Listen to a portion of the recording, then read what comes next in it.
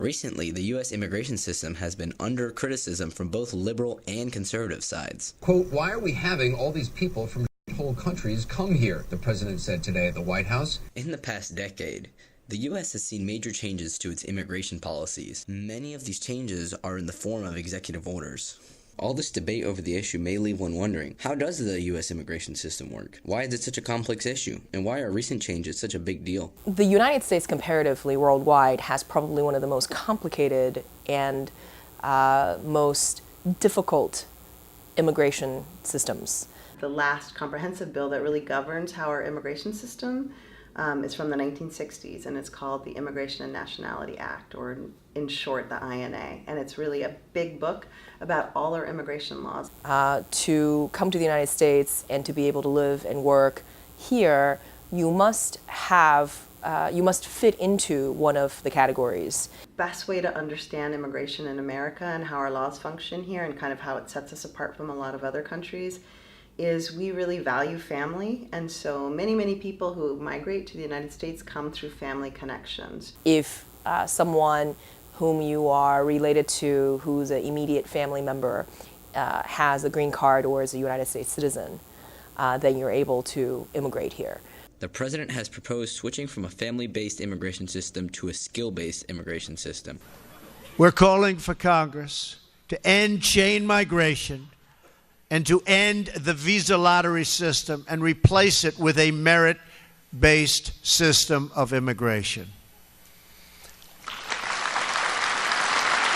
I think what makes us different than a lot of other countries is our emphasis on family, and a lot of other countries like the United Kingdom, they really emphasize skills, and you have to be a high-skilled immigrant with certain degrees and work experience to come into the country. But the United States is very unique in that it really values families, and that's sort of what our immigration system is predicated on, is families. President Trump tonight vowing to dramatically cut legal immigration by prioritizing English-speaking immigrants. A country that values families is a stronger country because imagine a bunch of immigrants here. Imagine you being in some place without your parents, without your brothers and sisters, without your aunts and uncles, without some sort of family. It's not the same life, and you don't create the same world around you if it's not family-based. And I mean, this is a country based on family values. Recently, the Trump administration announced they would be ending the protected status of 200,000 Salvadorians living in the U.S.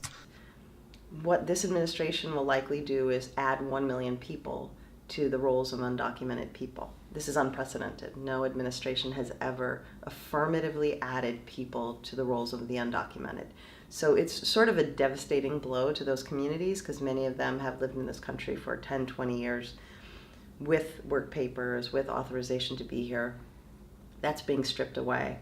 Americans know them, you know, and they don't equate them with these people who they think are crossing the border today, but really these are their friends and their neighbors. With all these recent executive actions, people have come to question who really has power over immigration policy. How far does executive power go, and when is it violating the Constitution? I think that has played itself out a lot in the Muslim ban. So there's been 3 versions of the Muslim ban. The first one, I think, violated the Constitution very clearly. So the ACLU and the American Immigration Council and other people went into court immediately when were able to stop it. So then they issued Travel Ban 2.0, where they modified it so that they could try to be in line with the law, and we couldn't stop it. We went back to court, we fought it to the Supreme Court, we stopped them again. While Article 1 of the Constitution grants power to Congress over immigration, Supreme Court rulings in the 1950s stated that Article 2 of the Constitution grants the president partial powers over immigration. There's this ongoing evolution between the laws that are on the books and the people who then come under these laws and try to get benefits.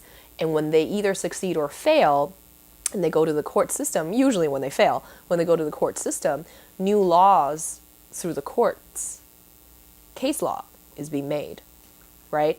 And because of that, in some ways, even though the laws are just as restrictive on the books, the case law have become more liberal in some ways. All this recent debate has exposed the vitality of the U.S. immigration system and what effect it has on the country. To what goal? I think the goal is for the betterment of society as a whole. for all of us. You know, America is a nation of immigrants. And I think we're great because of exactly that. Real serious questions that, you know, if you're thinking long term about the health of a country, immigration is really an important part of that. It always has been for the United States for 200 years. We were founded by immigrants. We've always been a nation of immigrants, and we've also always been mean to immigrants. You know, every successive way we've struggled with, but it really is our strength, and I think it's the greatest compliment to this country that people want to come here and be here. And there's lots of places people don't want to go, but people want to come here. And I think we have to be smart about how we harness that energy and continue to build our country.